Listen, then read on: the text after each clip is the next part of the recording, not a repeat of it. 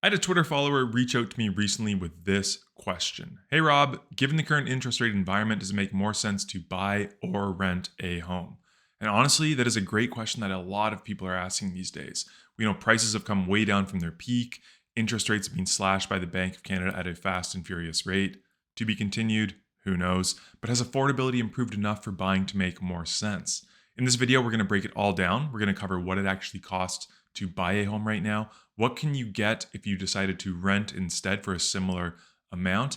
And at the end of the video, I'm going to cover some of the biggest questions you need to be asking yourself before making the decision to buy or rent a home. And there's one that not a ton of people are talking about, so please stick with me right through to the end of this video. Hey, if you're new here, I'm Rob Marsiglio. I'm a realtor in the Greater Toronto area. Each week on this channel, I break down the meaning behind the real estate market numbers so that you don't have to. If you're thinking of buying in 2025, this is a great video for you. Stick with me right through to the end to see how you can get in touch with me to book a consultation directly in my calendar. Let's start things off with what it actually costs to buy a home right now. And for the purpose of this video, I'm going to talk about Durham Region. That's where I do live, but you can apply the same strategy and these same numbers to any region across the GTA and beyond. First, let's jump into what the median home costs in Durham Region. This is as of January 2025. That's this red dot represented. You can see it's 840,000. That's down from, it was about 1.1 million actually back in January of 2022. But ever since, January 2023, 2024, and 2025 have all hovered right around that 840,000 number. So what I did next is I looked through all the sales in Durham Region in January of 2025. I looked for homes that sold for $840,000, and this is what I came up with. You're looking at a 4-bedroom, 4-bathroom home with 1 kitchen. It's sitting on about a 30-foot lot by 146 feet deep. And this property is situated in Clarington, which is just a little bit east of Oshawa. The home sold for $840,000. Let's take a look at what that would cost you as a buyer to purchase this home. Up first, we'll simply look at the mortgage rate. So a purchase price of $840,000 in Clarington. You can go anywhere from 7.02% down as a minimum down payment, and then we use up to 20% as a cap. So those are the two scenarios that we're really going to cover today. You can see that when you go less than 20% down, you still do need that CMHC insurance, how your total mortgage is affected. Pause the video here if you want to take a closer look at these numbers. And then at the bottom, this spits out a monthly mortgage payment based on kind of the best 5-year fixed rates you can get right now as per ratehub.ca. So your payment can go anywhere from $4,200 on the high end, this is just mortgage payments, all the way down to $3,600 on the low end, assuming you're putting 20% down. We'll go through the 20% down scenario first. You can see that your down payment in this case would be $168,000.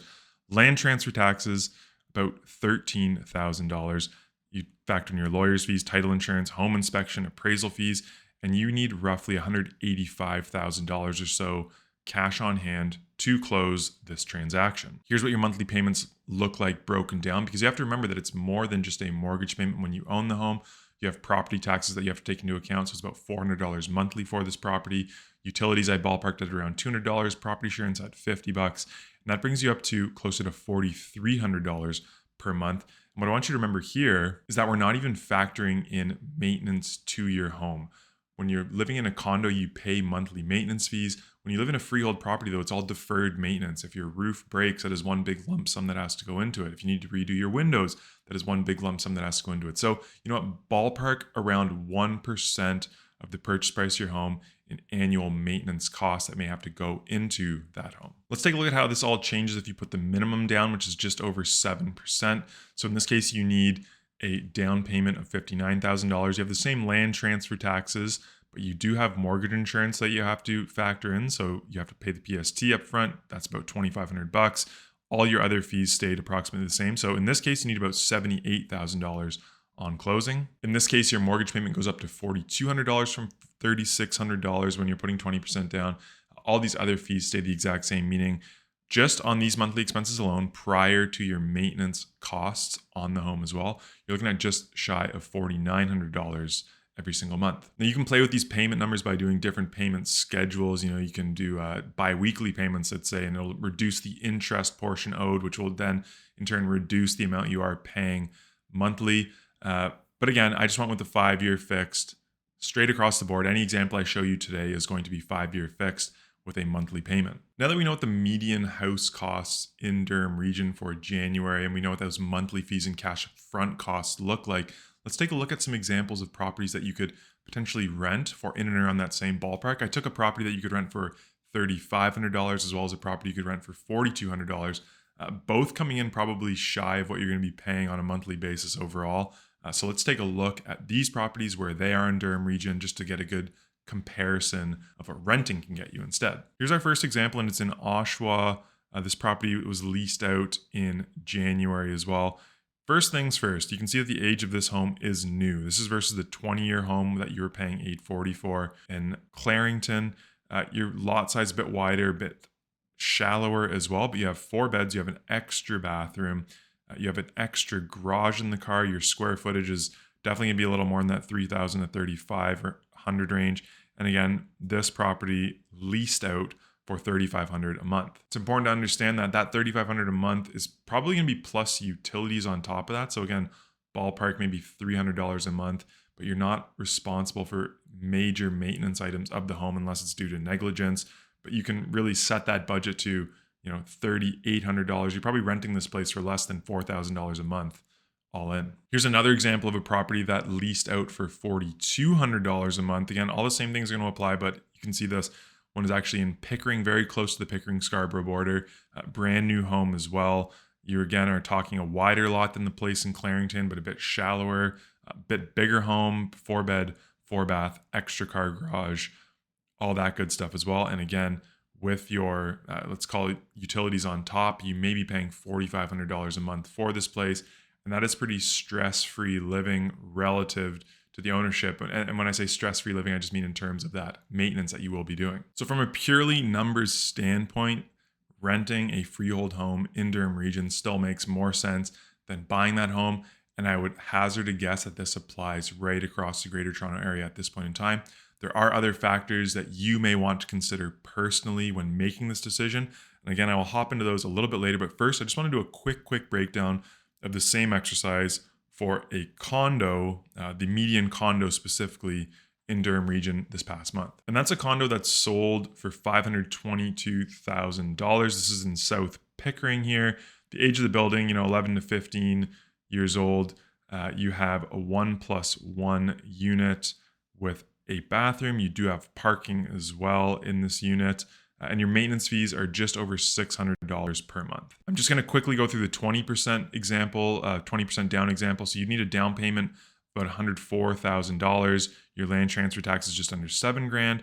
You have all these other fees, lawyer fees, title insurance, home inspections, appraisals. So again, ballpark maybe needing about $115,000 to close on this condo. And then broken down monthly, you have your monthly mortgage payment. It was going to be just over $2,200 a month, plus your property taxes at $285 for this unit specifically. We did our utilities, property insurance, as well as our condo fees, that's $600. And you're looking at closer to $3,400 per month to own this condo. We had a great comparable in this building that rented recently as well. And you can see here that it's a little bit bigger square footage wise. It's that 7 to 799 range. You have the extra bathroom. You still do get the underground parking garage, but the cost to rent this on a monthly basis was $2,550. So again, you may have to pay utilities on top of that, but I don't think you're pushing that budget to north of $3,000 per month. Whereas, we just discussed the cost for this place to buy it, even slightly smaller place, would be about $3,400 per month. So from a monthly payment perspective, renting makes more sense on both the condo and freehold markets, specifically in Durham Region, and then again to the broader GTA, I have no doubts. Bottom line, buying a home is about much more than whether or not you can afford the mortgage. It's about whether or not you can afford the life you want to live still on top of those mortgage costs. So how long do you plan to stay in the home is a big factor.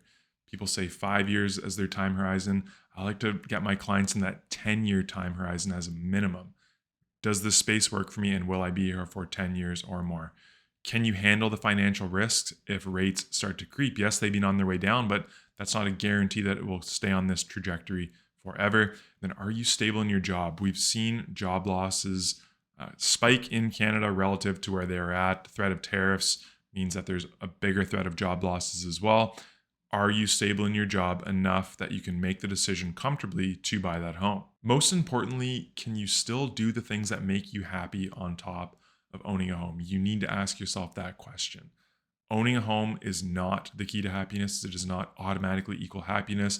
If you're owning a home at the expense of doing things like traveling, going out with friends for dinners, going out and taking your kids to do exciting things, maybe homeownership is not right for you at this point in time. And maybe renting makes more sense. If you want to dive into these topics anymore, there's a link down in the description of this video where you can book a call with me directly in my calendar. We can go over some numbers of properties that you are looking at, do this exercise for you one-on-one on a Zoom call. I'd be happy to book something in. And if you enjoyed this style of video or you got some value out of it, please like the video and consider subscribing to the channel so I can reach more people just like you. Again, I like to go deep into the stats, but I felt like this was an important one because it has been a question that has been coming up a lot lately. With all that being said, I appreciate you sticking with me right through to the end of this video. Until we do speak again next time, please stay safe and cheers.